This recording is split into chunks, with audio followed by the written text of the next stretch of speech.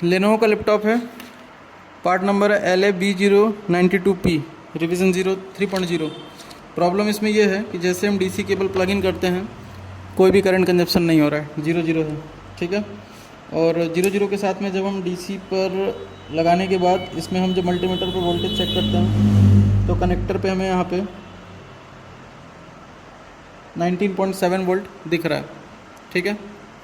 19 volt में यहाँ पे मिल रहा है कनेक्टर पे। अब ये 19 वोल्ट करंट सेंस रजिस्टर पे जा रहा है कि नहीं जा रहा है, हमें ये देखना है। अगर करंट सेंस रजिस्टर पे जा रहा है मतलब कि पावर SRC बन रही है। अब इसमें जो है हम ऑन ऑफ को यहाँ पे ट्रिगर भी करते हैं।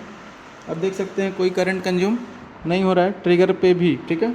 ऑन ऑफ ट्रिगर करने पे यहाँ पे ऑन ऑफ की फ्लक्स लगी हुई है, ठीक है, कोई करंट कंजप्शन नहीं है, फ़ैन भी चल नहीं रहा है, ठीक है। अब हम यहाँ पे चेक करेंगे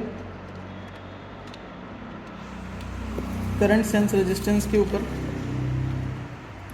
19 वोल्ट आ रहा है नहीं आ रहा है।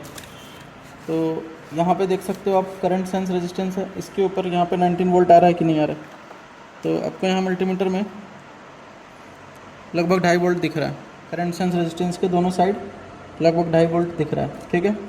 अब ये प्रॉब्लम कहाँ से आती है, इसका मतलब है कि इसके अंदर या तो AC इन सिग्नल का प्रॉब्लम होगा या चार्जिंग IC जो है ऑन नहीं हो रही होगी।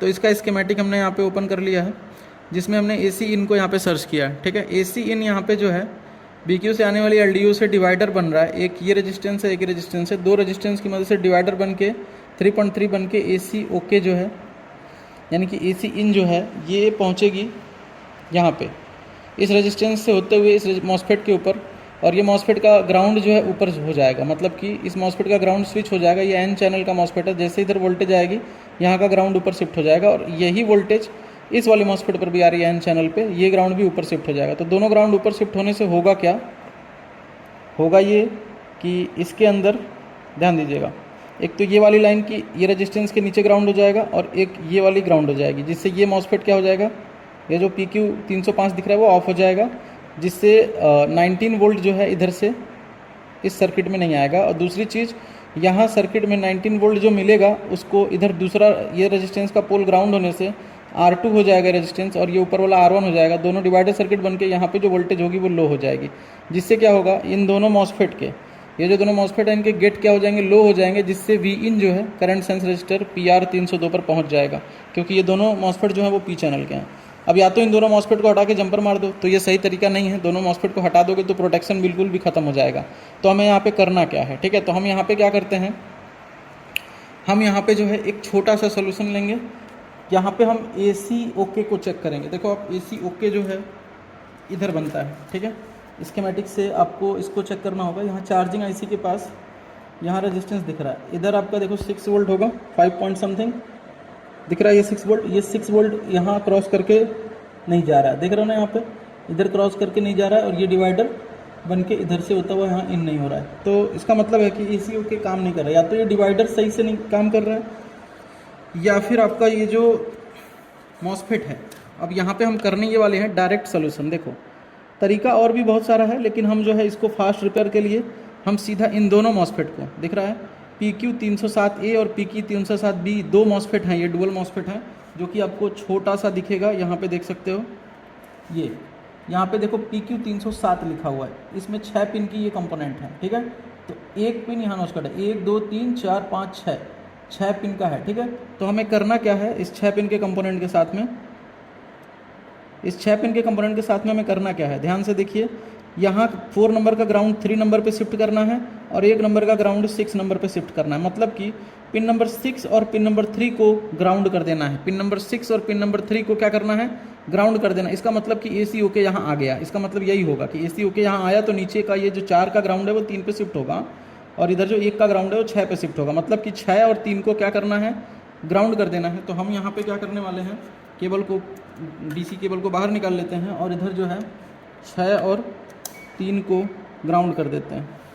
तो यहाँ से 1 2 3 4 5 6 ये वाली पिन और ये वाली पिन को, ये तो ग्राउंड है नहीं, ये तो आपस में बजर बता नहीं रहे, और ये ग्राउंड से भी कनेक्ट नहीं है, इनको ग्राउंड इधर दे देंगे यहाँ से, और ये वाला पॉइंट इससे कनेक्ट है, हाँ कनेक्ट है।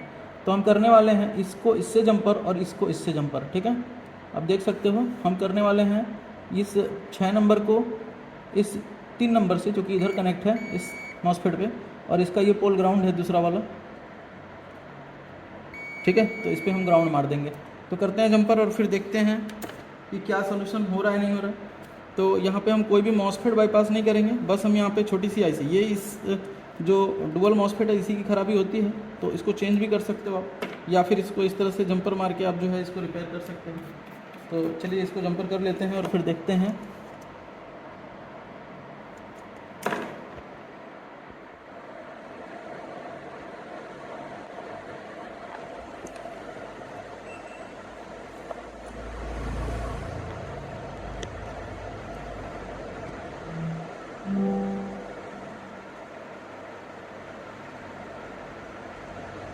तो यहाँ पर मैं जंपर लगा दिया है। अब हम इसको कट कर लेंगे, बाकी वायर को, जो एक्स्ट्रा वायर है, ठीक है। जंपर को कट कर लिया। अब हम इसमें पावर इन करेंगे और इसको ट्रिगर करके चेक करेंगे, ठीक है। तो पावर इन करने के लिए हमें यहाँ पे जो है डीसी केबल का प्लग इन करना पड़ेगा। चलिए देखिए, जैसे हम इसमें पावर इन करेंगे, देखिए करंट कंजप्शन हो रहा है डीसी के ऊपर, दिख रहा है।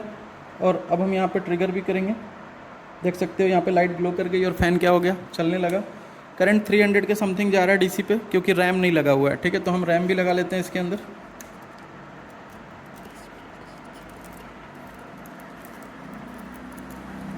तो देख सकते हैं अब डीसी इन होने लगा है और इसके अंदर ट्रिगर होने लगा है, ट्रिगर लॉजिक काम करने लगा है। अब चलिए इस पर हम रैम लगा लेते हैं।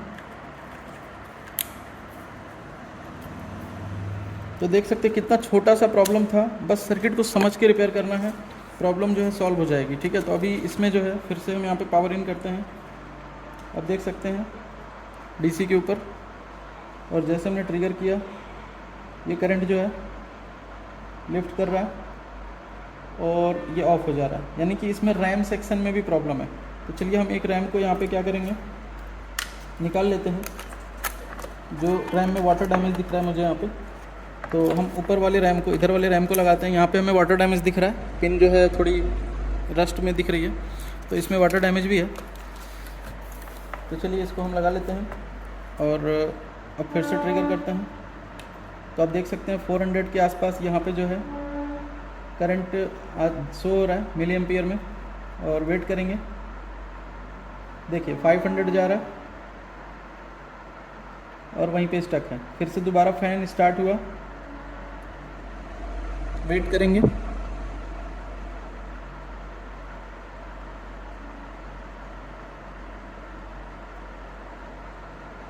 ठीक है, इसको हम एक बार डिस्प्ले के साथ भी चेक कर लेते हैं, जिससे क्या होगा, क्लियर हो जाएगा कि डिस्प्ले आ रहा है नहीं आ रहा है।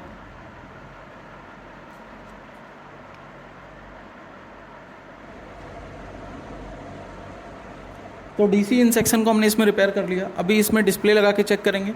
जैसा दिख रहा है वैसा नो डिस्प्ले का केस नज़र आना चाहिए। इसमें जो कंडीशन दिख रहा है उस कंडीशन में ये नो डिस्प्ले होना चाहिए था, मुझे ऐसा दिख रहा है करंट के हिसाब से। चलिए हम देखते हैं नो डिस्प्ले है क्या। डिस्प्ले लाइए और डिस्प्ले में चेक करते हैं।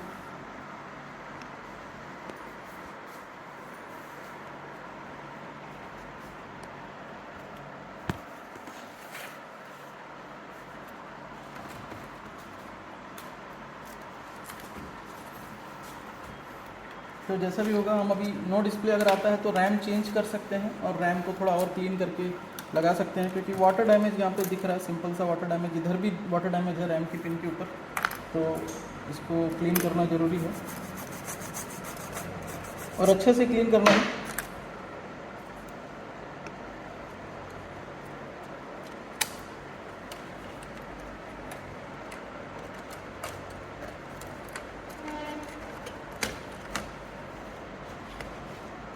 चलिए पहले एलवीडीएस केबल हम लगा लेते हैं।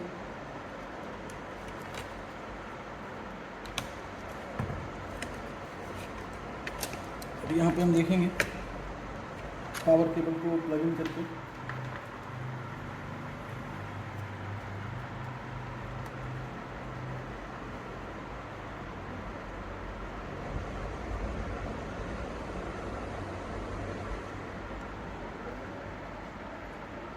तो आप देख सकते हैं अभी 500 मिली एम्पियर और डिस्प्ले आ गया, ठीक है। तो ये अभी 600 के ऊपर जा चुका है लगभग, और डिस्प्ले यहाँ पे हमारा क्या हो रहा है, रैम के साथ शो हो रहा है। अभी रैम को हमने साफ़ किया तो ये पूरा करंट जो है लगभग 7 एम्पियर 6 एम्पियर तक जाना मिली एम्पियर है, ये एम्पियर नहीं है, ठीक है। उतना जाना शुरू हो गया और डिस्प्ले आ चुका है। इस तरह से हमने इसकी डीसी इन सेक्शन को रिपेयर कर दिया।